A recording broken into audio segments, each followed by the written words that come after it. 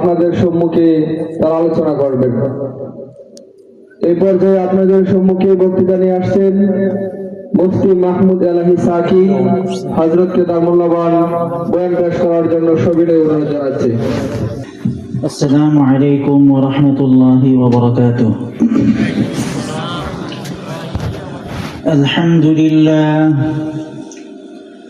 আলহামদুলিল্লাহি নাস্তাঈনুহু ওয়া নাস্তাগফিরুহু ওয়া নাউযু বিল্লাহি মিন শুরুরি আনফুসিনা ওয়া মিন সাইয়্যাতি আ'মালিনা।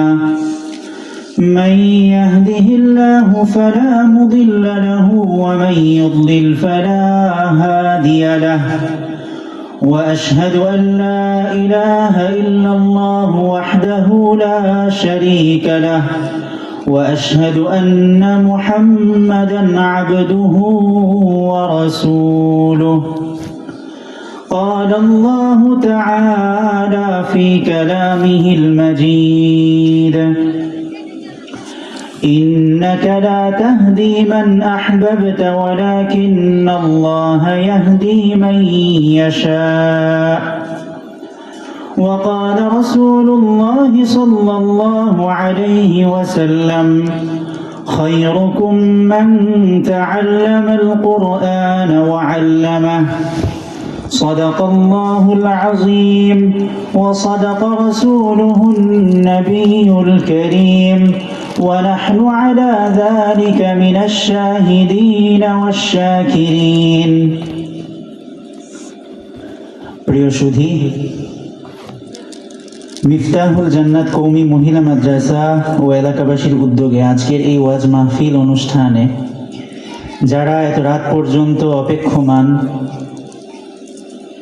এবং যারা শীতকে উপেক্ষা করে, যদিও আশপাশে কাপড়ের প্যান্ডেল করা হয়েছে, কিন্তু যে তীব্র শীত, কাপড়ের প্যান্ডেল শীতকে বাধা দিতে পারছে না। এই তীব্র শীতেও যারা আমরা বসে আছি, আল্লাহ তাআলা আমাদের এই বসাকে কবুল করুক এবং আমরা যেই নিয়তে বসেছি সেই নিয়তে আল্লাহ তাআলা বারাকা দান করুন।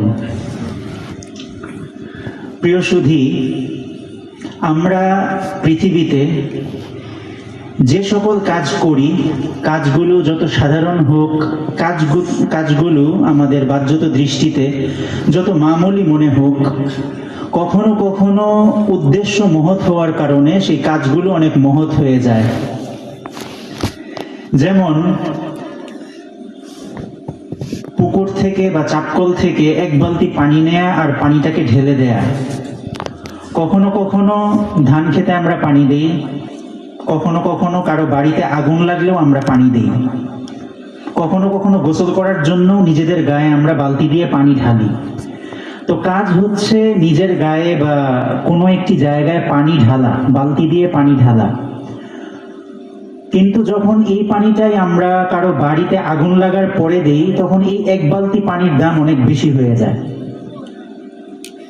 আবার যখন আমরা গোসল করছি, এটা খুব সাধারণ একটি ব্যাপার যে গোসল করছি, পানি দিচ্ছি, কিন্তু কারো বাড়িতে আগুন লাগলে যখন সে আমার থেকে সাহায্য চাচ্ছে যে পুড়ে যাচ্ছি, আমাকে সাহায্য করুন, তো যখন সেই এক বালতি পানি দিচ্ছি আমরা, যেটা প্রতিদিন আমরা ব্যবহার করছি, কিন্তু সেই এক বালতি পানির দাম অনেক বেশি হয়ে যায়। কারণ হচ্ছে যে আমরা তার জীবন বাঁচাচ্ছি, তার সম্পদ বাঁচাচ্ছি, আগুন থেকে তাকে এবং তার সম্পদকে রক্ষা করছি। অনুরূপভাবে আমরা মানুষ, আমরা অনেক আগে থেকেই একটি কথা শুনি যে মানুষ হচ্ছে আশরাফুল মাখলুকাত, অর্থাৎ সৃষ্টির শ্রেষ্ঠ জীব।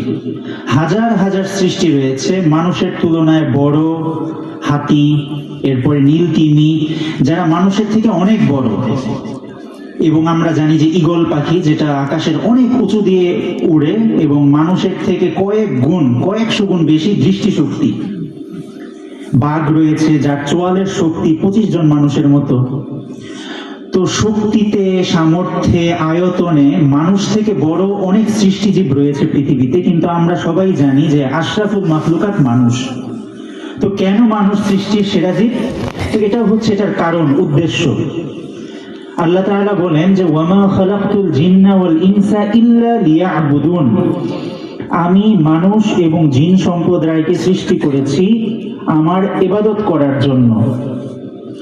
আল্লাহ তাআলার ইবাদত আমরা করব, আমাদেরকে ইবাদতের জন্যই সৃষ্টি করা হয়েছে, এজন্য আমাদের দাম, এছাড়া আমাদের কি দাম নেই। যেমন এক বালতি পানি আপনি প্রতিদিনই গোসলে ব্যয় করছেন, অন্য কোনো গৃহস্থলী কাজে ব্যয় করছেন, সেই বালতি পানি আপনি ব্যয় করছেন, সেগুলো কেউ গুনছে না, সেগুলো কাউন্ট করা হচ্ছে না।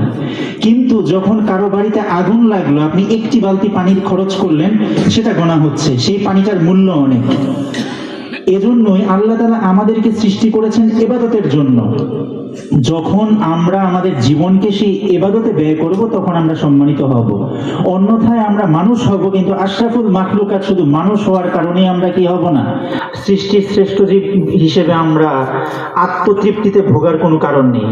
যতক্ষণ পর্যন্ত আমরা আল্লাহ তাআলার ইবাদতের জন্য, আল্লাহ তাআলার আনুগত্যের জন্য চেষ্টা করে যাব, ততক্ষণ পর্যন্ত আমরা সৃষ্টির সেরা জীব। তো আল্লাহ তাআলার ইবাদত করা, আল্লাহ তাআলাকে মানা, আল্লাহর দ্বীনকে মানা, এটাই হচ্ছে এই পৃথিবী সৃষ্টির, মানুষ সৃষ্টির, সকল নবী রাসূল প্রেরণের একটা কারণ, আল্লাহর দ্বীনকে মানা। আল্লাহর দ্বীন যেন পরিপূর্ণভাবে মানা হয়, আল্লাহকে যাতে আমরা চিনতে পারি, এজন্য আল্লাহ তাআলা যুগে যুগে নবী রাসূল প্রেরণ করেছেন। নবীদের মর্যাদা অনেক বেশি, কারণ যে তারা সরাসরি আল্লাহর থেকে দ্বীন নিয়ে আমাদের কাছে পৌঁছে দিয়েছেন, অর্থাৎ দ্বীনের কারণেই নবীরা দামি। এবং এই দ্বীন যারা গ্রহণ করেছে, যারা শিখেছে, আলেম উলামা, এই দ্বীনের কারণেই তাদের সম্মান। আমরা বলি যে ইন্নাল উলামা ওয়ারাসাতুল আম্বিয়া, আলেমরা হচ্ছে নবীদের ওয়ারিস। কেন? যে তারা দ্বীনের যে উলুম, যে জ্ঞান, সেটা নবীদের থেকে শিখেছেন। তো নবীদের যে সম্মান, এটাও দ্বীনের কারণেই, এবং আলেমদের যে সম্মান, সেটা এই দ্বীনের কারণেই। এখন রাসূল সাল্লাল্লাহু আলাইহি ওয়াসাল্লামের ওয়াফাতের পর সাহাবায়ে কেরাম, তাবিঈন, আইম্মায়ে মুজতাহিদিন, সালফে সালিহিন, এভাবে ১৫০০ বছর পর্যন্ত আমরা অতিক্রম করেছি। তো এই পর্যায়ে এসে আমরা যে সময়টায় বসবাস করছি, এখন দেখতে পাচ্ছি যে দ্বীন শেখার জন্য বা শেখানোর জন্য একটি প্রাতিষ্ঠানিক কাঠামো হিসেবে আমরা যেটাকে দেখতে পাই, সেটা হচ্ছে দ্বীনি মাদ্রাসা। অর্থাৎ নবী রাসূলগণের ওয়ারিস, তাদের অনেক মর্যাদা। তো নবী রাসূলগণের ওয়ারিস যেখান থেকে তৈরি হচ্ছে মাদ্রাসা, সেটার মূল্য অনেক বেশি। মাদ্রাসা শব্দটি আরবি, এর অর্থ হচ্ছে বিদ্যালয় বা শিক্ষা প্রতিষ্ঠান বলা যায়। তো পৃথিবীতে অনেক শিক্ষা প্রতিষ্ঠান রয়েছে, সেগুলোর আলাদা মর্যাদা কেন নয়, বা আমরা আলাদাভাবে মর্যাদা দিচ্ছি না বা বলছি না, মাদ্রাসার কেন বেশি মর্যাদা? এর কারণ হচ্ছে যে মাদ্রাসা দ্বীনি জ্ঞান চর্চা করে, মাদ্রাসায় দ্বীনি জ্ঞান চর্চিত হয় এবং সেখানে দ্বীন অনুযায়ী আমল শেখানো হয়। এজন্যই দ্বীনি মাদ্রাসার শ্রেষ্ঠত্ব। তো পৃথিবীতে অনেক প্রতিষ্ঠান থাকতে পারে, কিন্তু আমি আপনি একজন মুসলমান হিসেবে, আমরা যখন নিজেদেরকে মুসলমান হিসেবে দাবি করলাম, আমরা যখন এটা মেনে নিলাম যে পৃথিবীতে যত ধর্ম রয়েছে এর ভিতরে ইসলাম হচ্ছে শ্রেষ্ঠ, কোরআন হচ্ছে একমাত্র সত্য ধর্মীয় গ্রন্থ, শাশ্বত ধর্মীয় গ্রন্থ, এর উপরে আর কোনো ধর্ম নেই, এরপর আমাদের মুসলমান হিসেবে কর্তব্য হবে হয়তো অবশ্যই এই কোরআনটাকে শেখা, এই কোরআনটাকে শেখানো। তৃতীয়ত, যদি আমরা শিখতে না পারি যথাযথভাবে, যদি শেখাতে না পারি, তৃতীয় কাজ হবে যারা এই কোরআন শিখছে, শেখাচ্ছে, অথবা যে প্রতিষ্ঠান এই কাজকে আঞ্জাম দিচ্ছে, সেই প্রতিষ্ঠানকে সহযোগিতা করা। অর্থাৎ রাসূল সাল্লাল্লাহু আলাইহি ওয়াসাল্লাম বলেছেন, খায়রুকুম মান তাআল্লামাল কুরআনা ওয়া আল্লামা, তোমাদের ভিতর সর্বশ্রেষ্ঠ হচ্ছে তারা যারা কোরআন শিখে এবং শিখায়। তো যারা কোরআন শিখে শিখায়, তাদের মর্যাদাও কেন? এই দ্বীনের জন্য। এই দ্বীনের মৌলিক বুনিয়াদ বিষয় যেহেতু কোরআন থেকে জানা যায়, এখন এই কোরআন যারা শিখে, যারা শিখায়, তারা হচ্ছে সর্বশ্রেষ্ঠ। এখন আমরা যদি কোরআন না শিখি, অবশ্যই শিখতে হবে, শেখার পরে যারা এই কোরআন শেখানোর মেহনত করছে, যে প্রতিষ্ঠান এটা আঞ্জাম দিচ্ছে, সেই প্রতিষ্ঠানকে সহযোগিতা করা আমাদের দ্বীনি কর্তব্য।